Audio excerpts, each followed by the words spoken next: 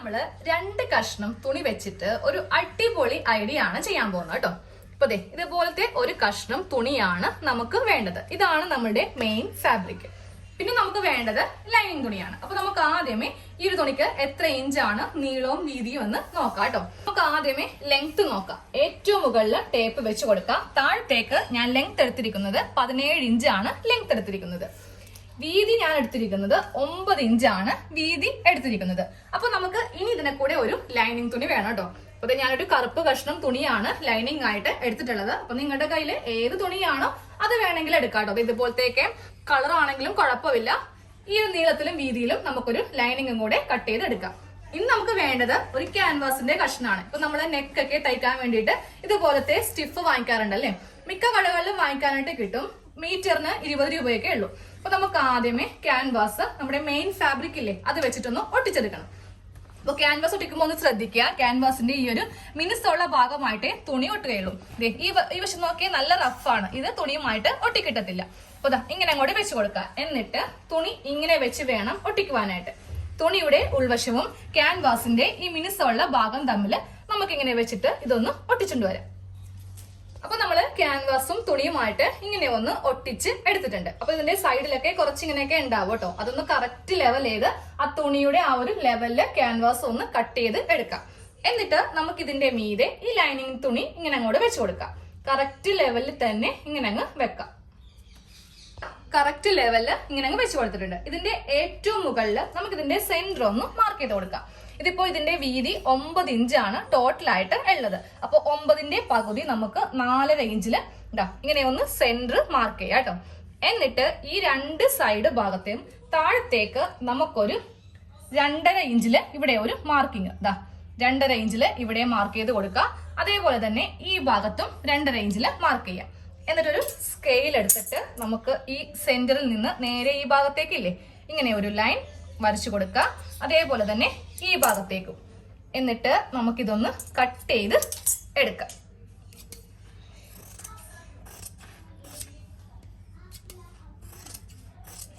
ഇതുപോലെ നമ്മള് മുകൾ ഭാഗത്ത് ഇങ്ങനെ ഒരു ഷേപ്പില് കട്ട് ചെയ്ത് എടുത്തിട്ടുണ്ട്. ഇനി നമ്മൾ നേരെ താഴെ ഭാഗത്തേക്ക് വരിക കേട്ടോ.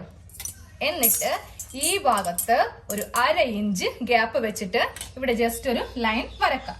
ഇതിന്റെ മീതെ വെച്ചിട്ട് നമുക്കൊരു സ്റ്റിച്ച് ചെയ്ത് നിർത്താം. അപ്പൊ സ്റ്റിച്ച് ചെയ്യുമ്പോൾ ശ്രദ്ധിക്കുക, ഈ തുണി ഇങ്ങനെ ആയിരിക്കണം വേണ്ടത്. ഇതിന്റെ മീതെ ആയിരിക്കണം ലൈനിങ് തുണി ഇട്ട് വെക്കേണ്ടത്. അപ്പൊ ഇവിടെ ഒരു തയ്യൽ കൊടുക്കാം.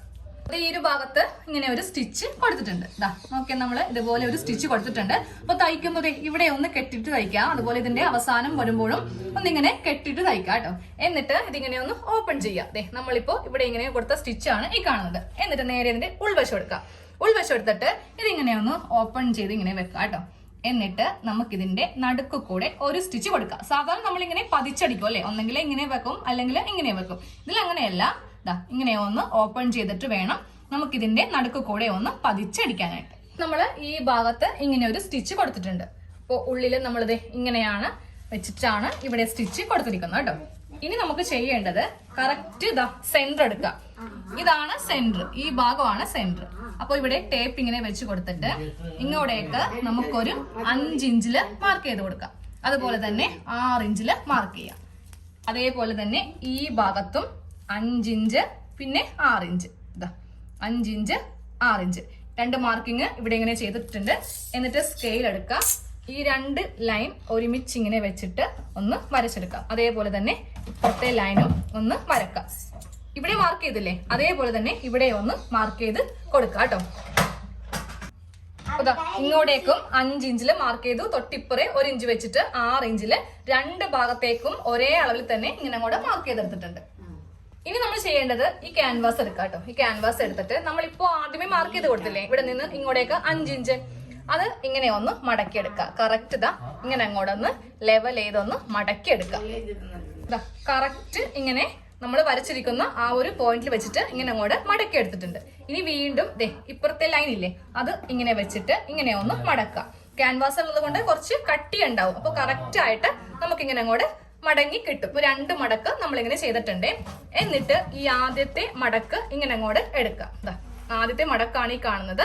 അത് നേരെ ആദ്യത്തെ ലൈൻ, രണ്ടാമത്തേതല്ല ആദ്യത്തെ ലൈനിലേക്ക് നമുക്ക് ഇങ്ങനെ അങ്ങോട്ട് വെച്ച് കൊടുക്കാം.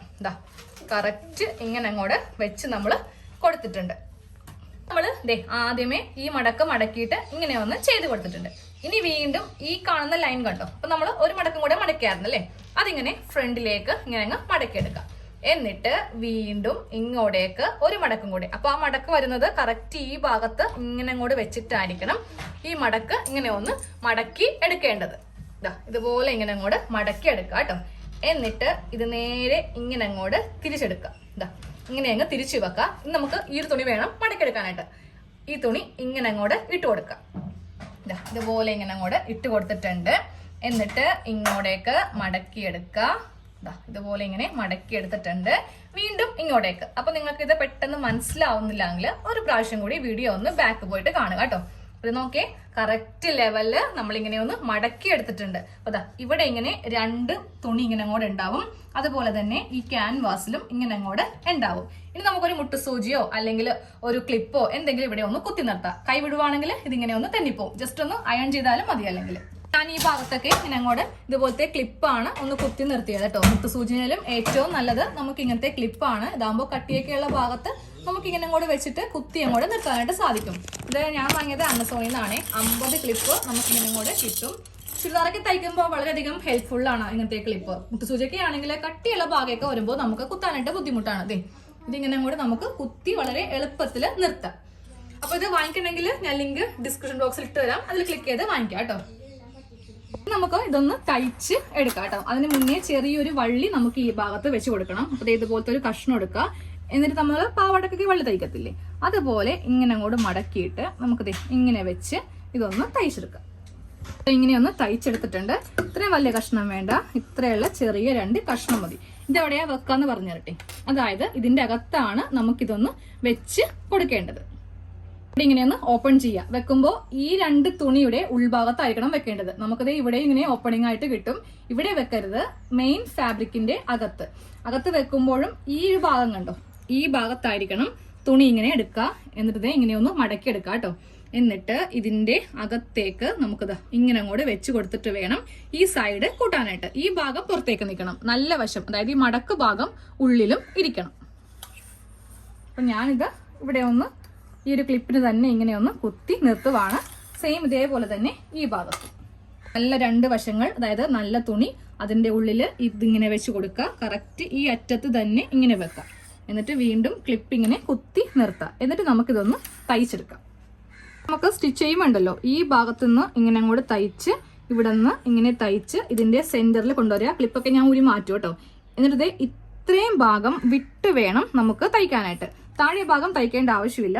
നമുക്ക് ഈ 3 സൈഡുമാണ് തയ്ച്ച് എടുക്കേണ്ടത്. 1 2 3 4, 3അല്ല 4 ഇത്രയും ഭാഗം ഒഴിച്ചിട്ടിട്ട് ബാക്കി ഇവിടെ നിന്ന് ഇങ്ങനെയൊന്ന് തയ്ച്ചെടുക്കാം. തയ്ക്കാൻ നേരത്തെ ക്ലിപ്പ് ഇങ്ങനെ അങ്ങോട്ട് ഊരി മാറ്റുക. എന്നിട്ട് ഇവിടെ ഇങ്ങനെ വെക്കുക. കെട്ടിട്ട് കൊടുത്ത് വേണം സ്റ്റാർട്ട് ചെയ്ത് കൊടുക്കാനായിട്ട്.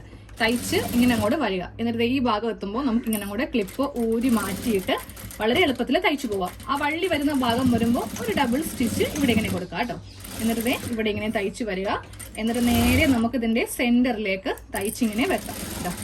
സെന്ററിലേക്ക് ഞാനിങ്ങനെ ഒന്ന് തയ്ച്ച് നിർത്തിയിട്ടുണ്ട്. ഇവിടെ ഒന്ന് ജസ്റ്റ് ഒന്ന് കെട്ടിട്ട് കൊടുത്തിട്ടുണ്ട്. എന്നിട്ട് ഇവിടം വരെ തയ്ച്ചിങ്ങനെ നിർത്താം. അവിടെ ഒന്ന് കെട്ടിട്ട് കൊടുക്കാം. എന്നിട്ട് നമ്മൾ ചെയ്യേണ്ടത് കുറച്ചിങ്ങനെ വേണം ഇറക്കി തയ്ക്കാനായിട്ട്. നമ്മൾ ആ ഭാഗത്ത് കൂടെ ഇതിന്റെ നല്ല വശം ഒന്ന് എടുക്കുന്നുണ്ട്. എന്നിട്ട് വീണ്ടും ഇങ്ങനെ അങ്ങ് തയ്ച്ച് നമുക്ക് എടുക്കാം.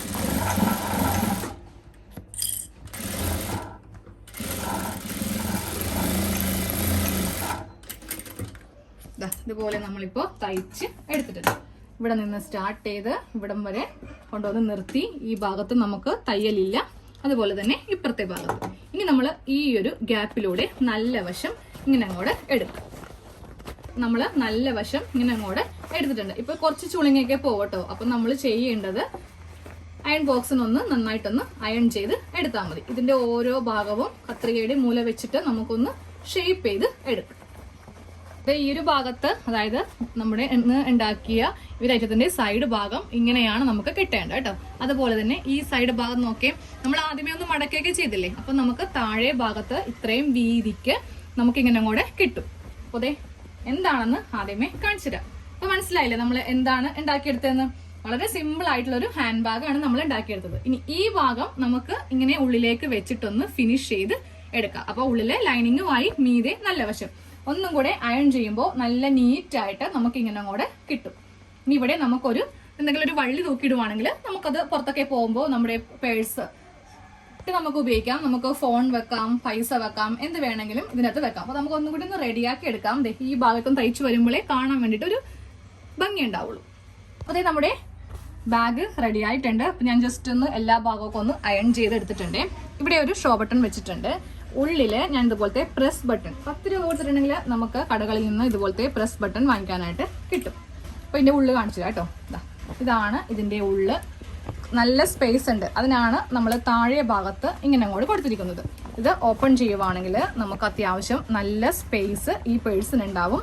അപ്പൊ നമുക്ക് ഫോൺ കുഞ്ഞിക്കൊടയൊക്കെ ഉണ്ടെങ്കിൽ അതൊക്കെ നമുക്ക് ഇതിലേക്ക് വെക്കാം. ഫോണൊക്കെ വെച്ചിട്ട് നമുക്ക് നേരെ ഇത് കൂട്ടി വെക്കാം. ഇതുപോലെ പ്രസ് ബട്ടൺ ഇട്ട് വെക്കാം. ഹാൻഡ് ബാഗായിട്ട് നമുക്ക് തൂക്കി വേണമെങ്കിൽ അങ്ങനെ ഇടാം. പേഴ്സ് വേണമെങ്കിൽ നിങ്ങൾക്ക് ഇതങ്ങോട്ട് ഒഴിവാക്കാം കേട്ടോ. ഈ വള്ളി അങ്ങോട്ട് ഒഴിവാക്കിയിട്ട് പേഴ്സ് ആയിട്ടാണെങ്കിലും എടുക്കാം. അപ്പൊ എല്ലാവരും ഒന്ന് വെട്ടുകഷ്ണം തുണി ഉണ്ടെങ്കിലും ഒന്ന് ചെയ്ത് നോക്കാം കേട്ടോ.